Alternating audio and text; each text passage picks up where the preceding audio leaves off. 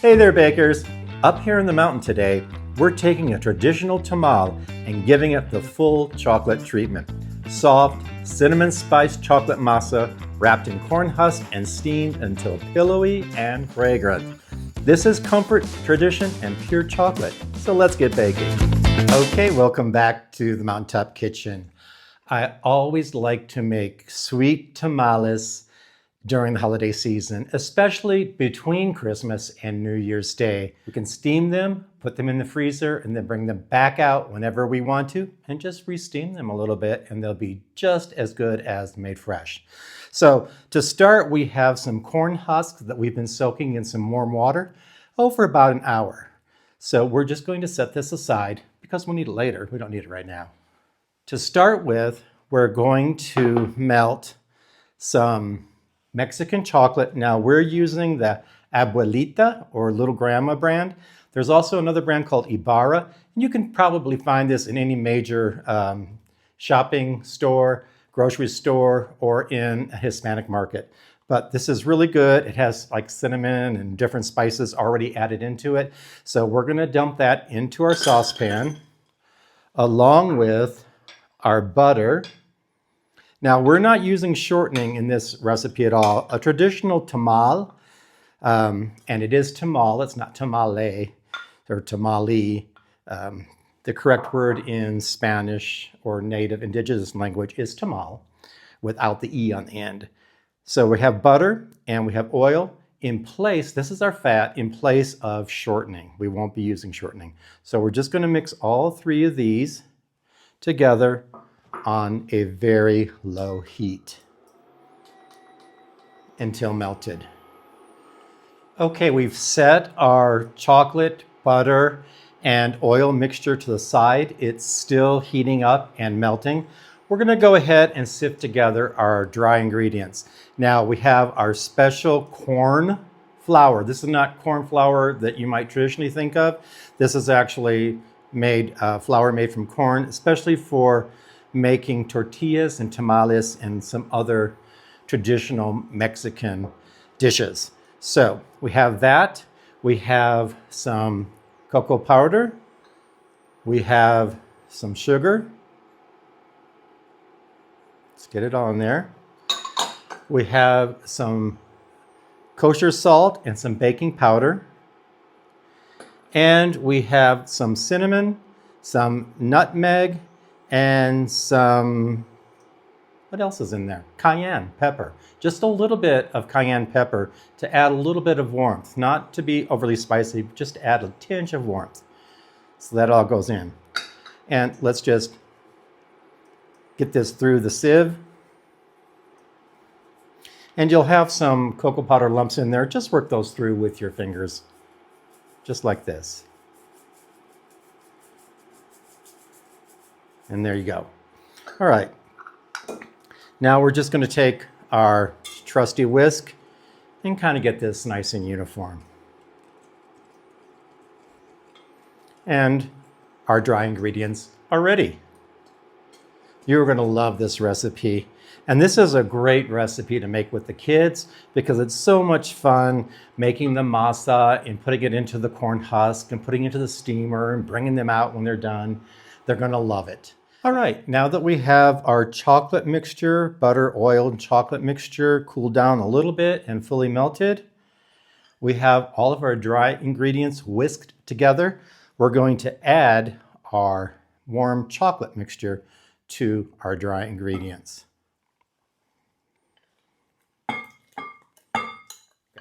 And let's just mix this up. Okay, it's still a little clumpy. Now I have 2 cups of warm milk. I'm only going to use about 1.5 cups of it at first. What I'm looking for is a nice spreadable consistency. We'll stir it and start adding our milk. About 1.5 cups to start. This has been warmed up in the microwave a little bit. It's not hot, it's just warm. Okay, that's about 1.5 cups. And I'm also going to add about a teaspoon of vanilla. I'm just going to eyeball it. And we're going to mix this for a few minutes. I'm going to add a little more milk. Okay, so the reason that we're mixing this quite a bit is we're trying to get as much air into the masa or into the dough as possible so that we have some nice light and fluffy tamales to eat. And I think we're there, so I'm going to turn this off. We've been mixing it for about 6 or 7 minutes. And now it's time to get our masa out of the bowl and into the husks. Next, let's talk about getting our steamer ready. Now, you don't need to go out and buy some fancy steamer. All you need is a big pot, one that's fairly deep.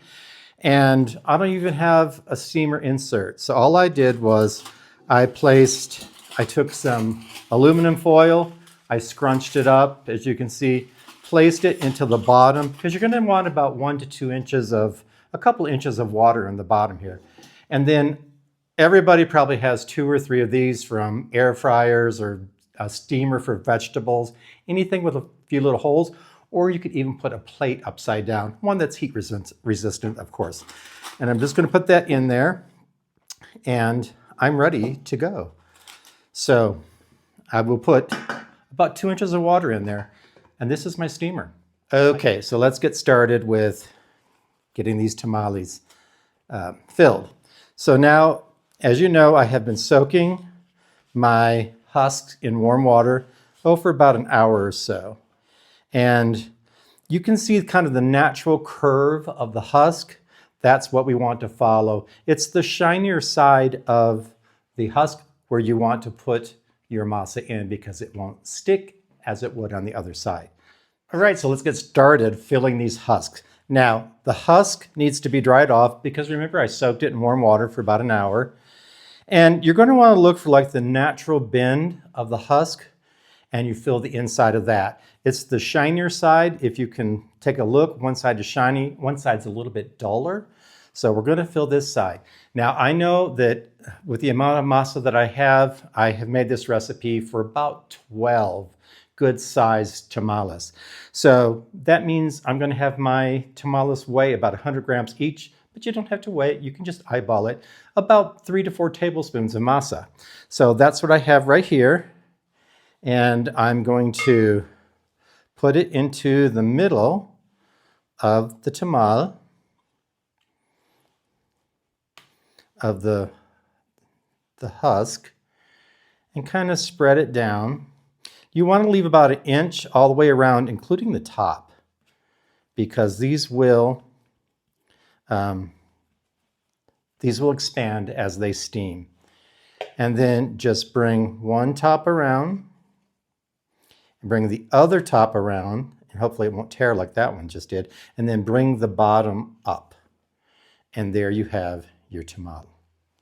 So let's just place that right there. Then we're going to do a couple more, and then I'm going to go through and do these on my own and get them finished, so you don't have to watch me do all of them. So I'm going to measure out about 100 grams of my dough. Okay, that's about 100 right there. Just going to put it into my husk. Kind of press it down because I want it all together. You spread it around there. Leave about 1 inch on all sides at least. And just wrap it up. Bring the bottom point up and fold up and in, and then we have another tamale. All right, so my steamer's ready. I only have 12. Usually you would do a lot more, but I'm only doing 12 today. So since this is a fairly large pot, I'm going to put in this bowl over to one side so that my 12 will stand upright and not fall over. So I'm just going to start to put these into my steamer with the tucked in side down and the open side up. Okay, I have all of mine in. I'm going to take some of these extra husks that I have and just kind of put them over the top. Keep the steam in closer to the tamales. Put my lid on. Make sure that it's nice and tight. And that's it. We're going to steam these for about 50 minutes to an hour. When they're done, we'll come back and we'll try them. We want to steam them on sort of a medium-low heat. And that's all there is to it. It's that easy. Okay, it's time for the big reveal of these chocolate tamales. Now, I do want to go back and remind you that you do need a special corn flour, and it needs to say Nixtamalizado on the front of the, it's not cornmeal, it's corn flour. And this is a special process, an alkaline process, that actually changes the chemistry of the corn and makes it ready to make tamales.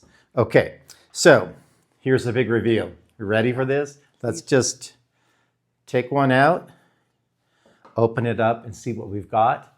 I also have some toppings that I'm going to use today, and I have some peppermint. I have some toasted almond flakes here. I have a little bit of orange zest, and I have some powdered sugar, which is what I'm going to test this with today. Okay, so let's unwrap this. It should come off cleanly. Now, every tamale will look, every tamal, not tamale, the proper word is tamal, will look different because, you know, you're shaping it different in a different husk. So I'm just going to dust this a little bit with some powdered sugar. Look at that. And let's give it a try, shall we? Okay. Here we go.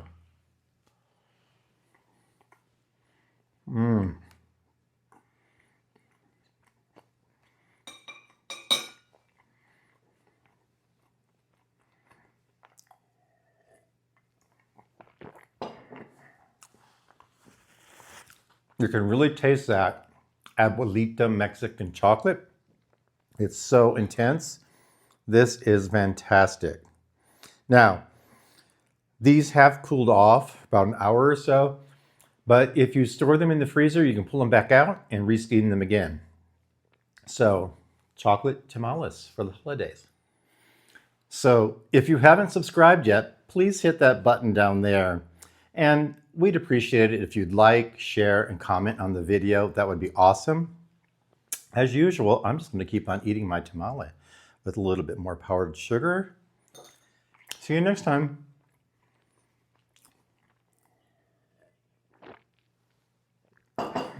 Bye.